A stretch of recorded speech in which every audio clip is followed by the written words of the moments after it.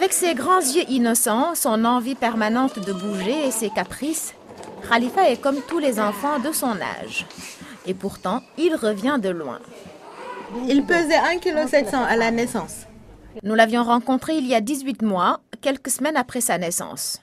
Peu de gens croyaient qu'il en arriverait là, sauf sa mère et le personnel du centre de santé Roi-Baudouin qui l'a accueilli dans la nouvelle unité méthode kangourou.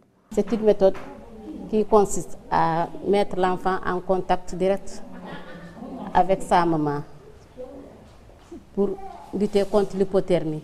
Il y a des critères d'éligibilité. C'est un nouveau-né qui a un poids inférieur à 2000 grammes et qui ne présente pas d'autres pathologies. La méthode est importée d'Amérique latine. Elle est expérimentée depuis 2009 dans cette structure sanitaire de Guédiawaye, en banlieue dakaroise. Sa mise en œuvre a été rendue possible par le système des Nations Unies au Sénégal et l'université Cheikh Anta Diop. Grâce à elle, la vie de Khalifa a été sauvée après la naissance. Il est bien portant. À part ce petit rhume, il ne souffre d'aucune maladie. L'avantage de la méthode kangourou est sa gratuité face aux couveuses qui peuvent coûter jusqu'à 50 000 francs par jour dans les hôpitaux ou cliniques privées. Elle ne requiert que la disponibilité des parents. Lorsque je ne peux pas porter mon bébé sur moi, mon mari prend le relais ou ma belle-sœur. Je sens que mon enfant va mieux. En matière de lutte contre la mortalité infantile, le Sénégal a développé tout un arsenal de bonnes pratiques.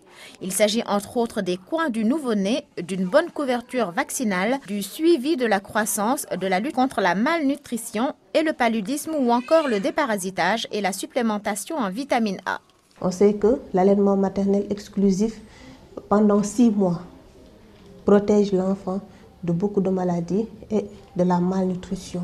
Entre 2005 et 2009, le taux de mortalité des enfants de moins de 5 ans est passé de 121 pour 1000 à 85 pour 1000 naissances vivantes, faisant miroiter la possibilité d'atteindre l'OMD 4. Mais ces chiffres cachent des disparités, exemple avec le sud du pays.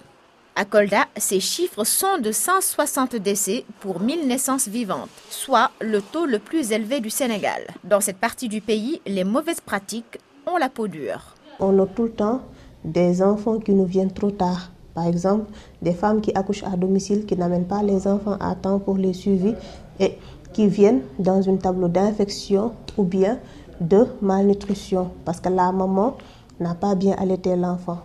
Ou bien, à la naissance, il y a eu certaines maladies qu'on n'a pas pu prendre en charge normalement.